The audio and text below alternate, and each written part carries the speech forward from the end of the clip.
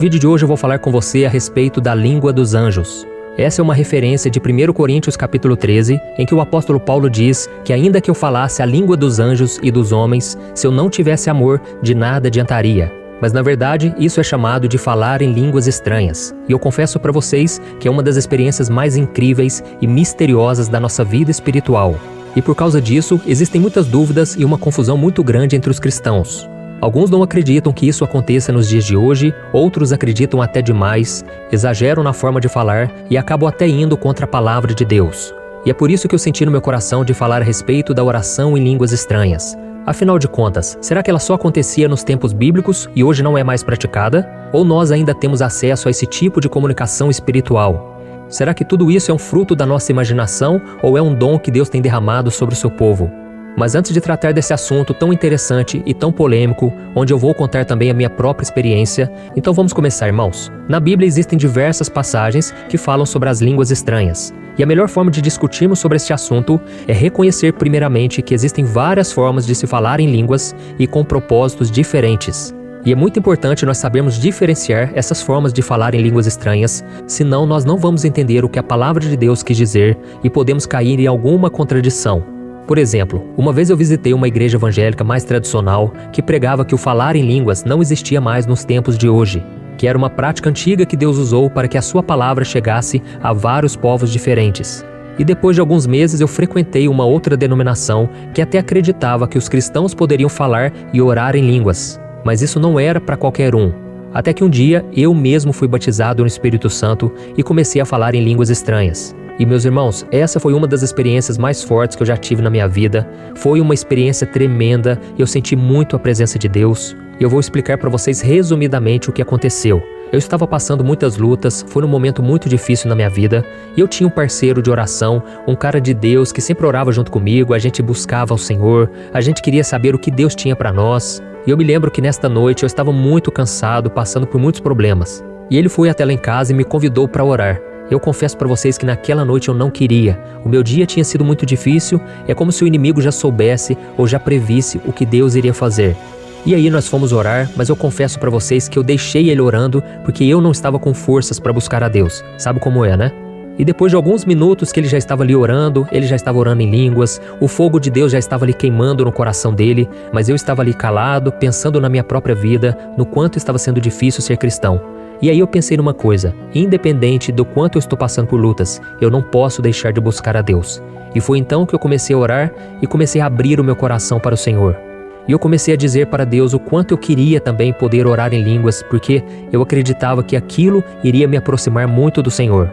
Irmãos, para minha surpresa, naquela hora, sem que eu percebesse, eu comecei a falar em línguas estranhas e foi um derramar tão maravilhoso do Espírito Santo. Eu senti como se fosse um refrigério no meio do deserto. E a presença de Deus começou a me envolver e eu comecei a sentir uma alegria. É como se a minha boca ficasse anestesiada. E eu comecei a falar em línguas por 10, 20, 30, 40 minutos, irmãos.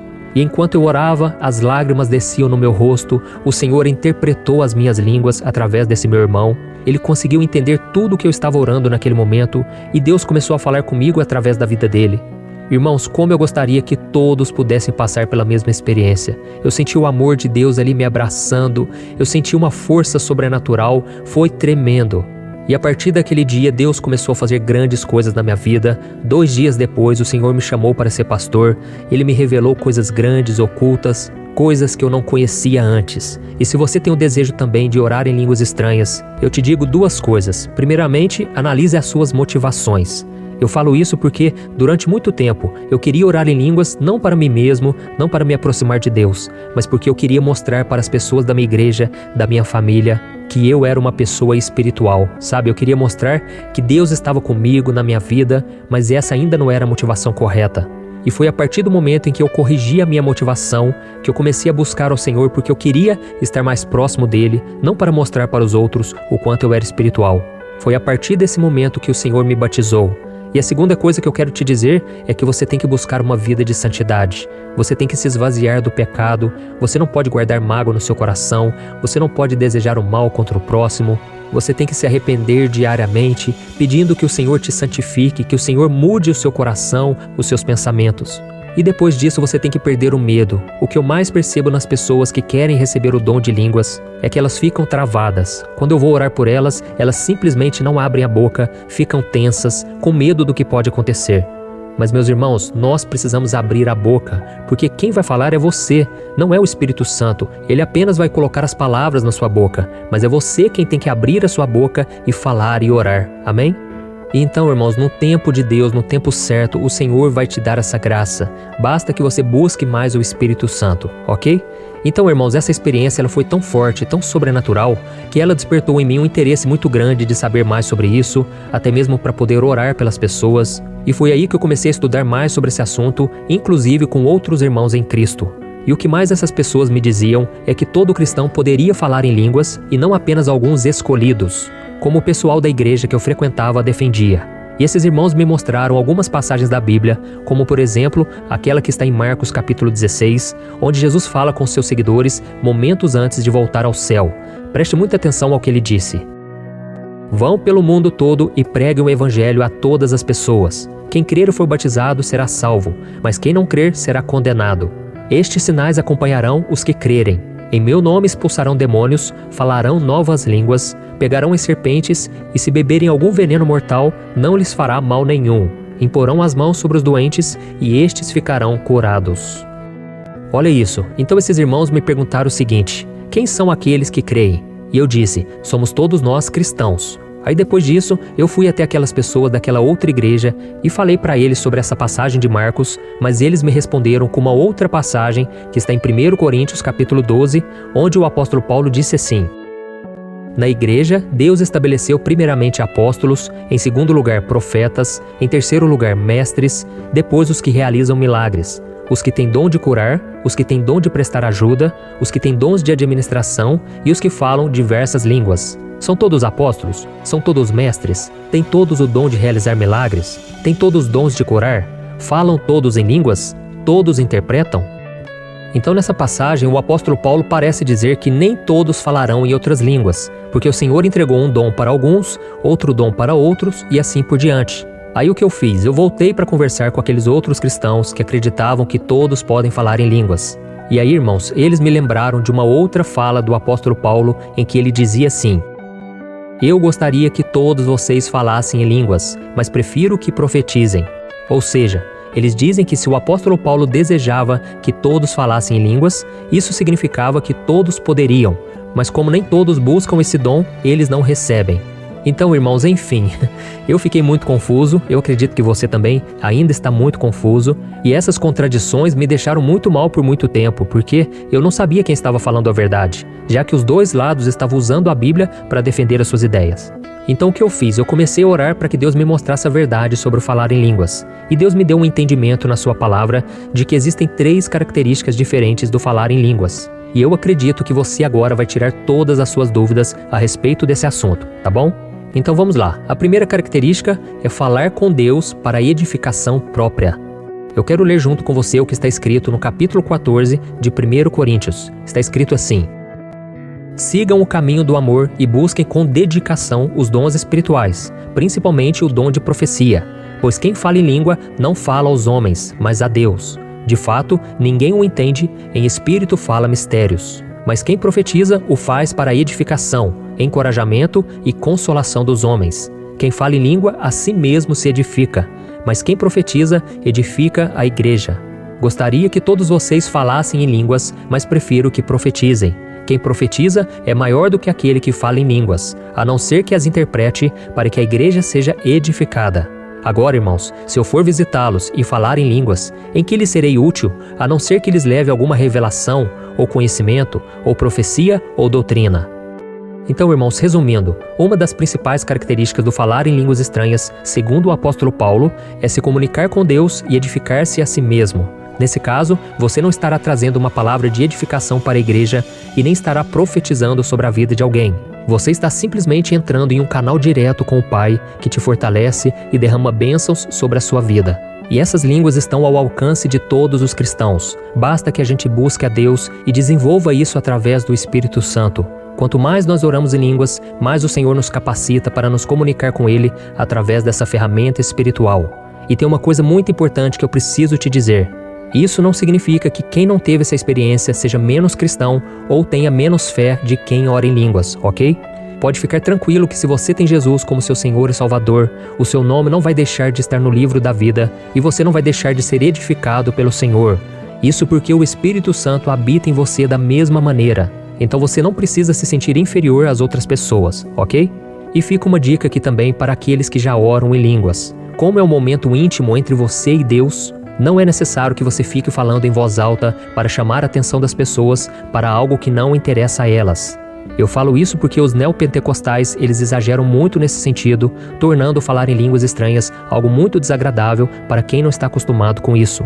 Então faz o seguinte, haja com sabedoria e discrição, ok? Vamos lá. A segunda característica é o falar de Deus para a edificação da igreja.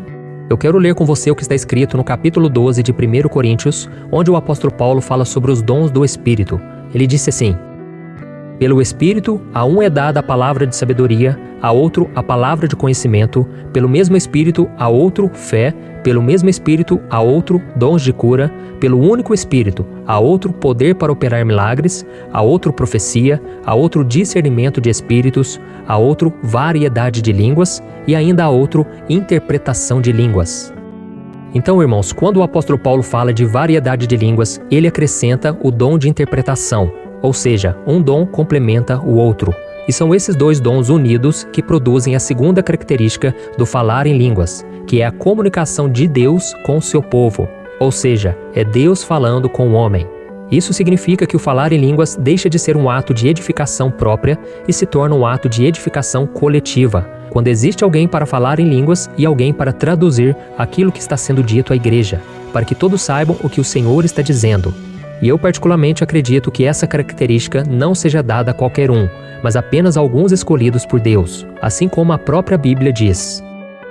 Em um só corpo, todos nós fomos batizados em um único Espírito, quer judeus, quer gregos, quer escravos, quer livres. E a todos nós foi dado beber de um único Espírito. O corpo não é composto de um só membro, mas de muitos. Se o pé disser, porque não sou mão, não pertenço ao corpo, nem por isso deixa de fazer parte do corpo. E se o ouvido disser, porque não sou olho, não pertenço ao corpo, nem por isso deixa de fazer parte do corpo. Se todo o corpo fosse olho, onde estaria a audição? Se todo o corpo fosse ouvido, onde estaria o olfato? De fato, Deus dispôs cada um dos membros no corpo segundo a sua vontade. Se todos fossem um só membro, onde estaria o corpo? Assim há muitos membros, mas um só corpo. Olha isso, irmãos, aqui ficou muito claro, né? Cada pessoa tem o seu papel, cada pessoa recebe um dom, um chamado de Deus. Então, irmãos, esses dons de variedade de línguas e de interpretação não são maiores ou melhores que os outros, ok? Assim como cada membro de um corpo é importante para o seu funcionamento, cada um de nós somos importantes para o corpo de Cristo, que é a igreja. E agora vem a terceira característica: falar sobre Deus em línguas estrangeiras. Para entender o que isso significa, nós precisamos ler o capítulo 2 de Atos, que mostra o que aconteceu no dia de Pentecostes. E eu vou ler apenas alguns versículos, mas você pode ler todo o capítulo aí na sua casa, ok? Diz assim a palavra do Senhor. Chegando o dia de Pentecoste, estavam todos reunidos num só lugar. De repente veio do céu um som, como de um vento muito forte, e encheu toda a casa na qual estavam assentados. E viram o que parecia línguas de fogo, que se separaram e pousaram sobre cada um deles. Todos ficaram cheios do Espírito Santo e começaram a falar noutras línguas, conforme o Espírito os capacitava. Havia em Jerusalém judeus, tementes a Deus, vindo de todas as nações do mundo. Ouvindo-se este som, ajuntou-se uma multidão que ficou perplexa, pois cada um os ouvia falar em sua própria língua. Atônitos e maravilhados, eles perguntavam: acaso não são galileus todos estes homens que estão falando? Então como os ouvimos, cada um de nós, em nossa própria língua materna? Olha isso, irmãos, o que aconteceu no livro de Atos, capítulo 2, é algo maravilhoso, porque Deus fez com que os cristãos orassem na língua dos estrangeiros que estavam naquele lugar para celebrarem o dia de Pentecoste. E foi graças a isso que mais de 3.000 estrangeiros se converteram e entregaram suas vidas a Jesus.